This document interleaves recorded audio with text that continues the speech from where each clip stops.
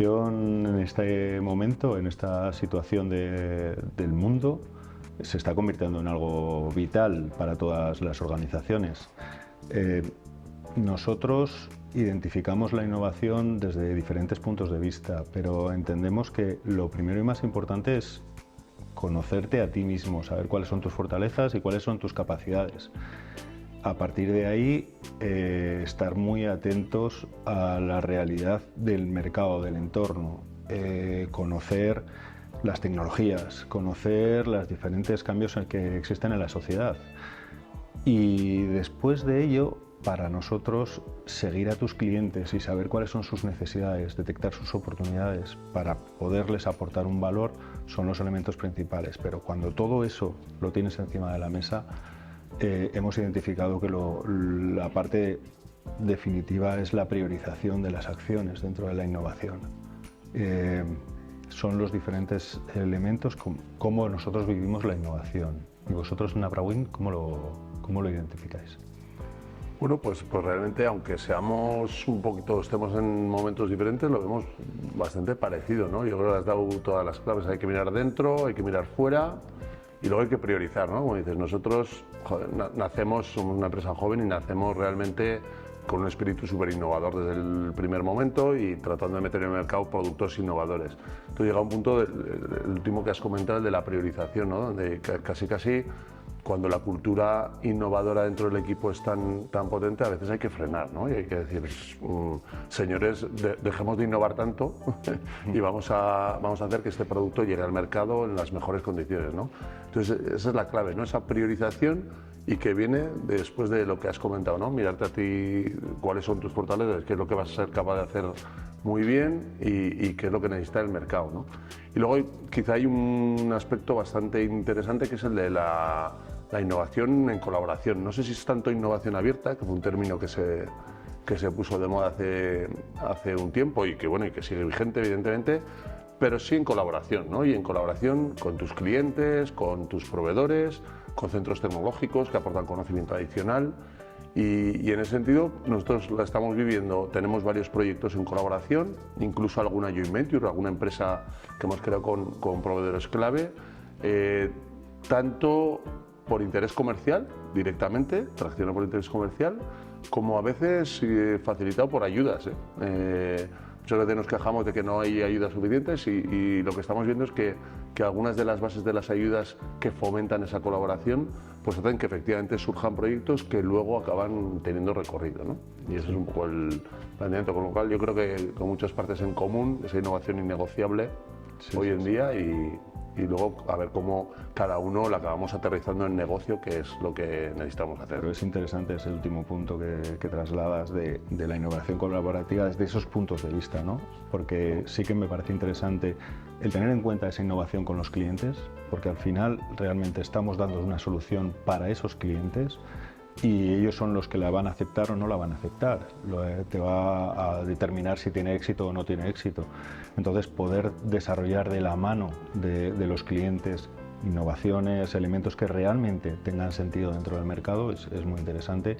Y por otro lado, el estar muy atento a aquellas situaciones, a aquellos elementos que tú no puedes desarrollar por ti mismo, porque o no tienes capacidad o no tienes las ideas en ese momento, ¿no? Entonces, poder estar relacionado con otro tipo de organizaciones o incluso de startups, emprendimiento, centros que te permitan o empresas que te permitan aportar algo diferente a nivel de innovación. ¿Cómo una empresa como la vuestra imprime esa cultura de innovación y qué podemos aprender los que ya tenemos más años?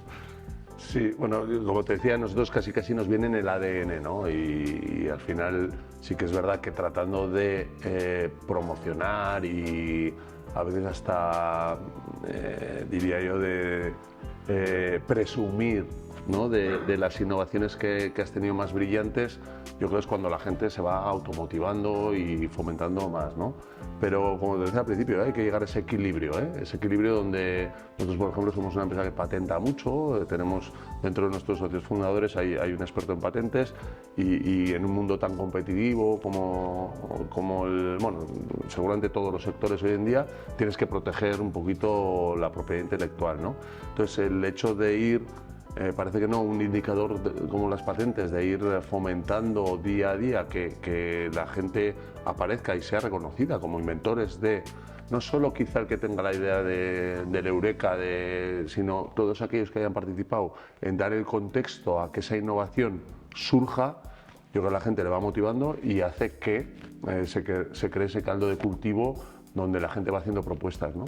Y a nosotros lo que nos pasa, como te decía al principio, es buscar ese equilibrio, es tener unas cuantas ideas casi en el cajón, donde a veces quizá los gestores hemos tenido que pararlas pues por cuestiones de inversión o de la estrategia del momento o de cómo veíamos el mercado, y donde realmente después el propio mercado nos ha dicho, oye, no, que esa innovación que tenías en el cajón hay que sacarla adelante, ¿no?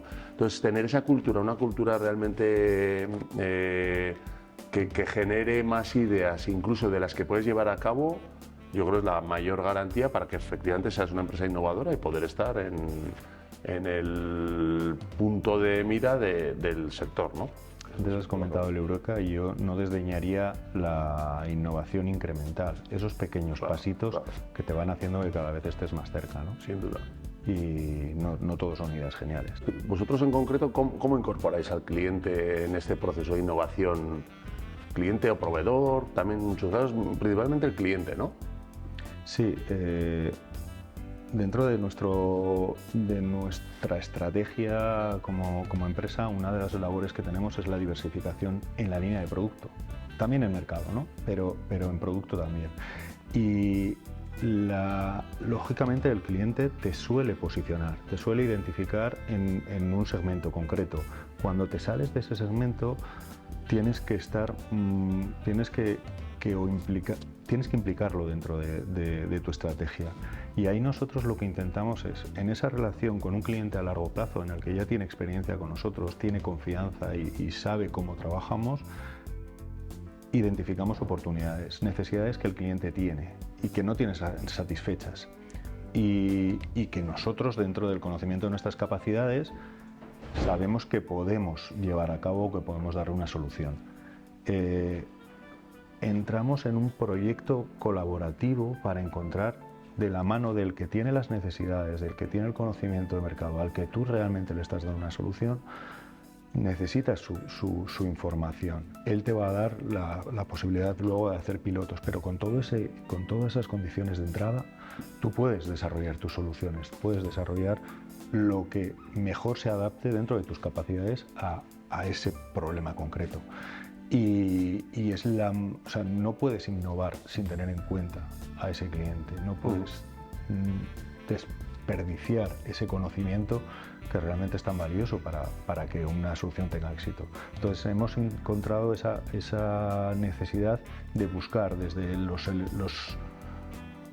actores que están en contacto con los clientes en todas las líneas de la empresa, identificar esas oportunidades. Y cuando ya tenemos esas oportunidades identificadas y tenemos posibilidades, hemos identificado cosas que nosotros sí que somos capaces de hacer, entonces hablamos con el cliente. Oye, ¿qué te parece? ¿Te parecería interesante poder trabajar en esta línea, poder desarrollar algo en esta línea? Tenemos una idea. Y a partir de ahí elaborar juntos. Trabajar, en lugar de estar enfrentados en cada lado de la mesa, trabajar codo a codo para intentar encontrar una solución de manera conjunta. ¿Y acordáis previamente cómo compartir el resultado? Porque suele ser uno de los, cuando innovas, o la innovación abierta, o la innovación en colaboración, o cualquier proyecto colaborativo, una de las claves es ese recelo que podemos tener originalmente. Claro, pues esto que he desarrollado yo, quiero al final explotarlo yo, lógicamente.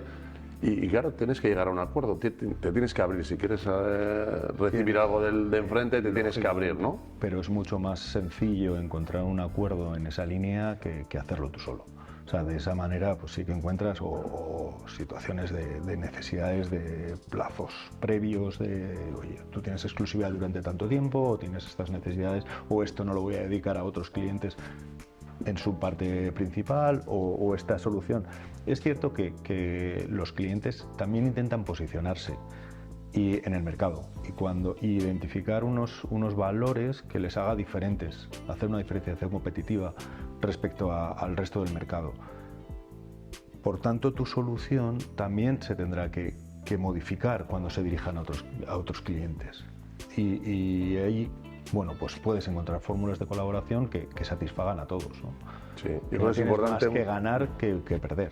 Es muy importante muchas veces quitarse lastres, ¿no? Estas barreras que nos solemos poner de si yo innovo contigo, luego no puedes utilizar este resultado con uno de mis competidores, o al revés, ¿no? O que un cliente quiera impedir que tu innovación o la innovación que has conseguido con ellos la puedas utilizar con el de al lado, ¿no? Entonces yo creo que hay que encontrar el colaborador con esa mente también un poco abierta que te permita después...